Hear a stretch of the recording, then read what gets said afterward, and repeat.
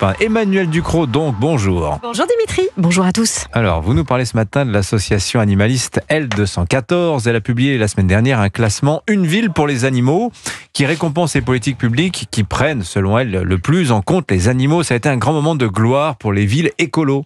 Oui, parce que dans le tiercé des villes de tête les plus accueillantes pour les animaux, il y a Grenoble, Strasbourg et Lyon, 3 villes symboles de l'écologisme municipal qui, selon L214, répondent le plus à ces critères. Alors des critères qui sont un grand fourre-tout. La ville pour les animaux inclut la végétalisation de l'alimentation. Bah oui, L214, c'est avant tout une organisation qui milite contre la consommation de viande. Ça inclut aussi la prise en compte des animaux vivant en ville. L214 évalue la mise en place d'une délégation municipale dédiée à la condition animale, la transparence des fourrières ou encore la présence de critères de bien-être animal dans les marchés publics.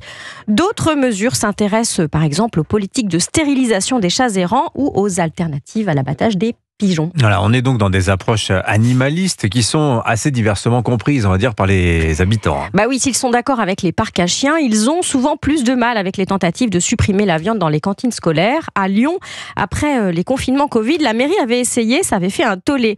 Mais la tolérance des habitants aux politiques animalistes bisounours a souvent ses limites. Souvenez-vous de cet épisode qui avait défrayé la chronique strasbourgeoise en 2021.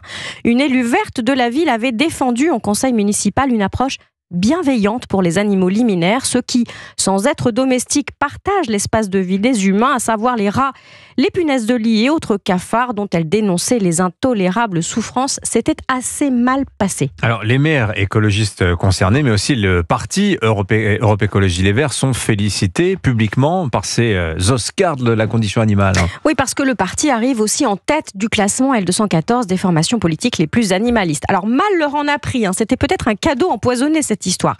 Ainsi, le maire de Grenoble, Éric Piolle, tout à sa célébration des victoires zoologiques de sa ville, a-t-il reçu une volée de bois vert sur les réseaux sociaux sur le thème « C'est vraiment sympa de vous soucier des animaux, mais les humains, quand est-ce que vous y pensez ?» Bah oui, c'est vrai qu'il y a des comparaisons qui font mal. Grenoble, première ville de France au classement pour le bien-être animal, a aussi obtenu l'an dernier, en 2024, le titre de championne de France des vols avec armes, avec une centaine d'affaires en un an. La ville est gangrénée par le trafic de drogue, elle défraie la chronique pour ses régulières fusillades et explosions de violence. C'est aussi un paradis pour des comportements que même les animaux les plus sanguinaires n'ont pas. C'est la ville en France qui compte le plus de règlements de compte, 6 fois plus que la moyenne nationale pour les grandes villes. Pour les habitants excédés, le sort des pigeons de la place Grenette, ça leur fait une belle jambe. Et ce n'est guère mieux à Lyon. Mais non, en 2023, dans le classement de l'attractivité des villes réalisé par le magazine Challenge, le Lyon de Grégory Doucet avait enregistré une spectaculaire dégringolade, se classant 39e sur 40 pour la délinquance. Elle se classait même bonne dernière. La municipalité verte a dû opérer un virage radical sur la vidéosurveillance tellement la situation sécuritaire se dégrade.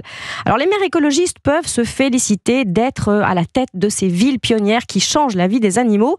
Le retour à la réalité sera sans doute cruel pour les prochaines municipales parce que personne n'a encore prévu de faire voter les animaux liminaires ou les poulets épargnés par la cantine. Signature Europe 1, Emmanuel Ducrot. Merci Emmanuel.